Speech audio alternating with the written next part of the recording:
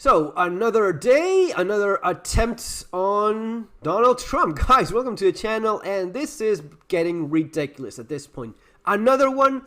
Okay, how Donald Trump casual Sunday golf session was minutes away from becoming, well, a historic disaster. Map shows how close Brian Wesley was to former president before he fled to Secret Service. Well, some rounds were exchanged, I believe. 4 or 5, if I remember correctly. I heard 300 yards. This is a lot closer. So he was hiding here.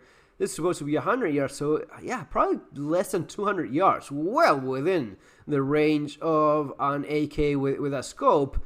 How is it that he got within here, right? He was hiding here in these bushes. There was no...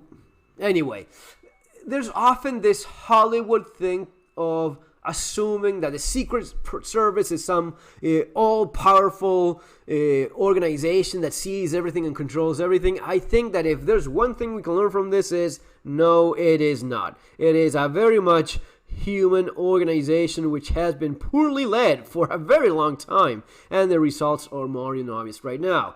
But also there's this, again, this thing of, oh, it's the Secret Service, nothing gets past them. Yes, it does, especially when it's been poorly managed for several years, as it's obviously the case given the director of the Secret Service being this woke clown. Well, this is what happened. And fortunately, it didn't get as bad as it got last time. But look at this guy.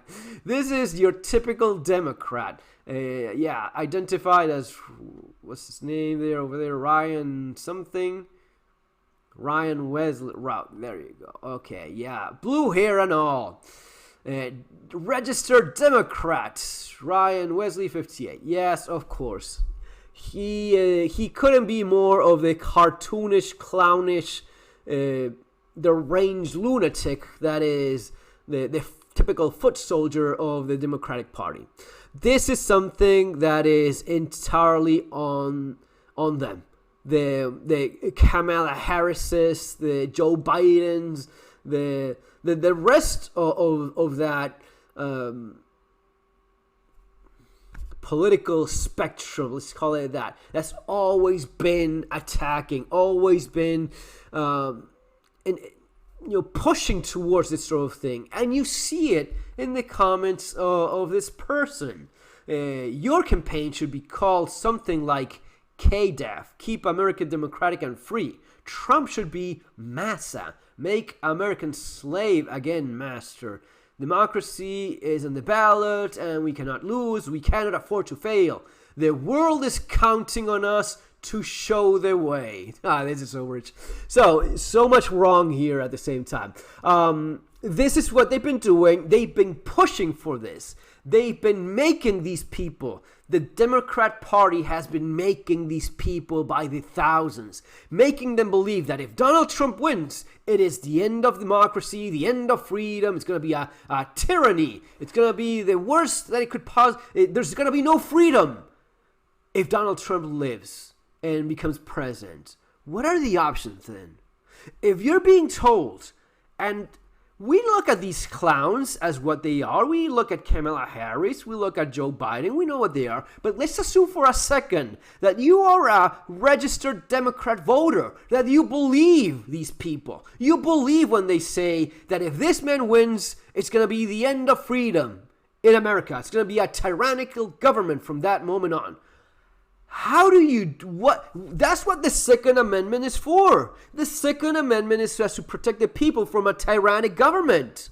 So if the current government is telling you that there's a tyrannic government on the way, how would you react? Well, I'm not an idiot. I'm not a complete dumbass. So I don't believe a single thing they say. But let's say you are. Let's say you did believe on what they were saying. This is how you react. Because you don't have any option left. If I believe what you're being told 3,000 fucking times a day, this is what you do.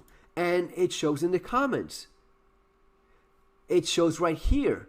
We cannot afford to fail, because if we do fail, we will no longer have freedom in this country. We will no longer have any rights. It will be a tyranny. So we have to do something about it. That's what the First Amendment is for. That's what the Second Amendment is for. He is fighting, this guy in his own mind, he is fighting a tyrannical government on the rise. It's all on them. It's all on the Democrat Party. And they know it. The world is counting on us to show the way. No, it's not. It's been a long time, and I hear this often, especially in comments and so. Oh, it's the beacon of freedom and liberty in the world. If America falls, what is left for everyone else? This is the only free country. It's not the only free. It is. Dude.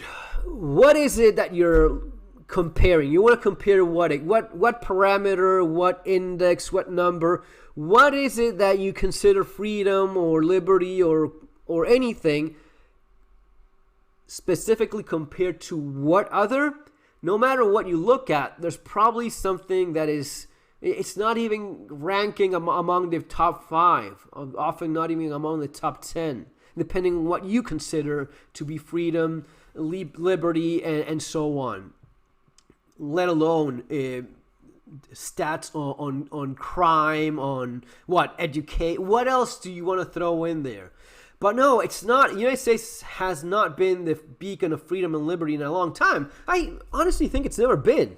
I think it's a lot of the Hollywood thing that's being pushed, and we've become used to it and accepted all of the Hollywood propaganda. We're fighting for the freedom of everyone by by doing what the elite wants us to do, and the military-industrial complex makes more money while freedom. That's a weird one, isn't it? No, I honestly think it's not been that case in a long time. Probably not ever, honestly. I think it's never been the case. It's been, the United States has been a lot more free than it is now in the past. Looking at you, Patriot Act. That is a big one, isn't it? But we are living in very difficult times. I don't know what's going to happen. I don't know if the Operation Kamala Harris will succeed or not. If that woman ends up in the White House, and I'm not even using words like winning, more votes. I don't think any of that really matters anymore. I think they don't let you choose anything. Man, let's keep it positive. But if she ends up in the White House, I think that a lot of the things they have planned will simply be accelerated. I don't think that at this point anything can be due so as to really change much of the course.